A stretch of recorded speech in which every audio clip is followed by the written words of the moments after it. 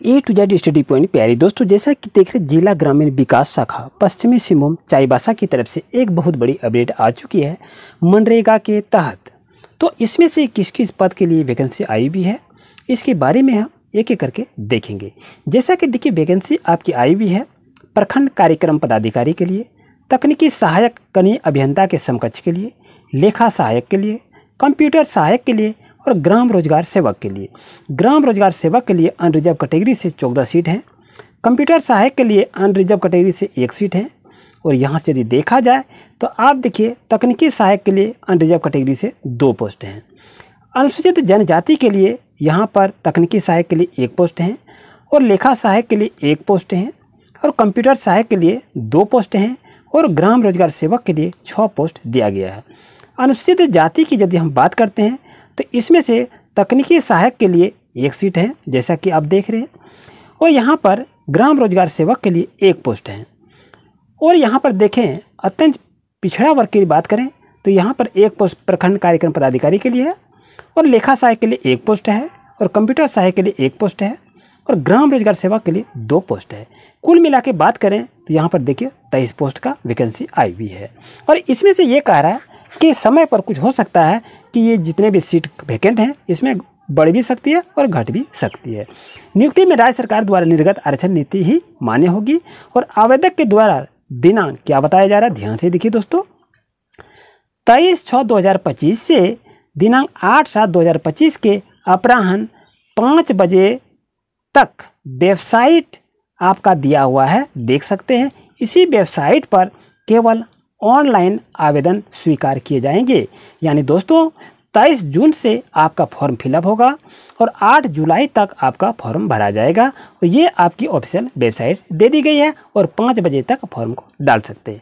यहाँ तक कोई दिक्कत नहीं। चलिए अब आवेदन हेतु रिक्त पदों की वांछित योग्यता सहित जो भी चीज़ है वो आपकी सूचना पट पर दे दी गई है और इसमें भी आपको हम बताएंगे। चलिए एक एक करके देखते हैं दोस्तों। जैसा कि देखिए अनिवार्य योग्यता सरकारी मान्यता प्राप्त विश्वविद्यालय संस्थान से किसी भी संकाय में आपको स्नातक की डिग्री 55% अंकों के साथ उत्तीर्ण होना आवश्यक है। ये आप तो बता दिया गया। अतिरिक्त योग्यता के आधार पर जो भी आपका कुछ दिया गया है एक्स्ट्रा नॉलेज तो वो भी इसमें से चलेगा, उसमें से आपको कुछ रिबेट भी मिलेगा। जैसा कि देखें MCA जो कुछ किए हैं उनके लिए भी यहाँ पर कुछ दिया जाएगा। और अनिवार्य योग्यता की बात करें सरकारी मान्यता प्राप्त संस्थान से सिविल संकाय में डिप्लोमा अनिवार्य योग्यता होगी। यानी इसमें से देखिए जो डिप्लोमा भी किए हैं उनके लिए भी सुनहरा मौका आ गया है। अतिरिक्त योग्यता अगर आपके पास कंप्यूटर कुछ भी है तो उसके लिए भी यहाँ पर मान्य दिया गया है, जैसा कि यहाँ पर आप देख रहे हैं दोस्तों।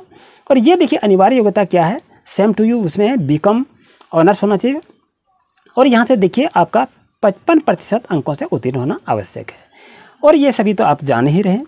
अब यहाँ से देखिए अनिवार्य योग्यता की बात किया जा रहा है कि सरकारी मान्यता प्राप्त विश्वविद्यालय संस्थान से आप निम्न कोटि के व्यक्तिगत आवेदन दे सकते हैं, जैसे BSc कंप्यूटर ऑनर्स किए हैं, BSc कंप्यूटर ऑनर्स और BSc कंप्यूटर सामान्य वर्ग के लिए और BCA भी कर सकते हैं। ये तो था आपका क्वालिफिकेशन। समान स्नातक उत्तीर्ण के पश्चात PGDCA उत्तीर्ण आवश्यक है, जैसा कि आप यहाँ पर देख रहे हैं। और ये सभी जो हैं आपके लिए ऑफिशियल वेबसाइट पर दे दी गई है, आप इसे अच्छी तरह से देख भी सकते हैं। और यहाँ से देखिए ITI अगर किए हैं तो आपके लिए भी सुनहरा मौका है। सरकारी मान्यता प्राप्त विश्वविद्यालय या संस्थान से इंटरमीडिएट या मैट्रिक परीक्षा के पश्चात किसी भी ट्रेड में आपको ITI होना आवश्यक है। या तो इलेक्ट्रिशियन किए हैं या कारपेंटर किए हैं या वेल्डर किए हैं तो आप इसे अप्लाई कर सकते हैं। मैट्रिक के पश्चात ITI की स्थिति में ITI के प्राप्तांक को इंटरमीडिएट प्राप्तांक प्रतिशत का समतुल्य समझा जाएगा। तो ये तो था आपका योग्यता से अतिरिक्त। और ये रोजगार सेवक के लिए यहाँ पर दिया गया है अतिरिक्त, यहाँ पर इसकी डिग्री को देख सकते हैं।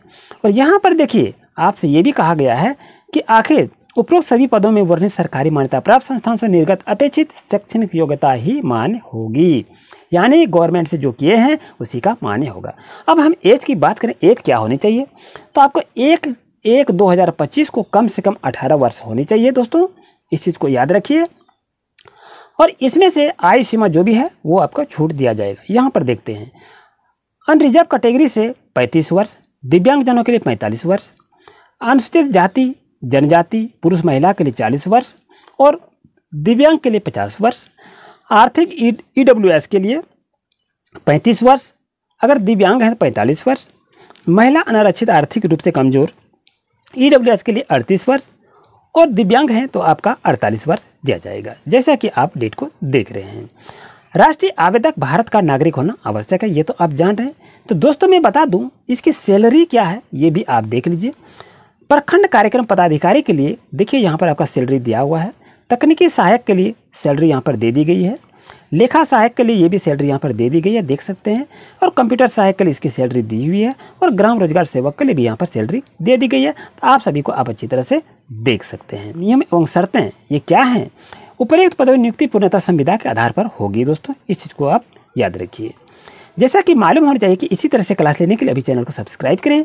अगर किसी तरह क्वेरी हो तो कमेंट दोस्तों जरूर से जरूर करें। आवेदन दोस्तों कहाँ पर जमा होगा? तो आवेदक के द्वारा दिनांक 23/6/2025 से दिनांक 8/7/2025 के अपराह्न 5 बजे तक आप ऑनलाइन जमा कर सकते हैं। तो ये तो था आपको क्या क्या अपलोड करना है। तो स्व हस्ताक्षरित सेल्फ अटेस्टेड फोटो चाहिए, सरकारी मान्यता प्राप्त संस्थान से निर्गत अनिवार्य योग्यता चाहिए, सरकारी मान्यता प्राप्त संस्थान से कोई अतिरिक्त योग्यता है तो वो भी आप दें। यानी आपके पास जो जो डॉक्यूमेंट हैं वो सभी को आप अपलोड कर सकते हैं। और यहाँ पर देखिए आधार कार्ड हो, मतदाता प्रमाण जो भी हो इसमें से आप लगा के कर सकते हैं। तो दोस्तों मिलते हैं न्यू क्लास में न्यू वीडियो के साथ। Thank you.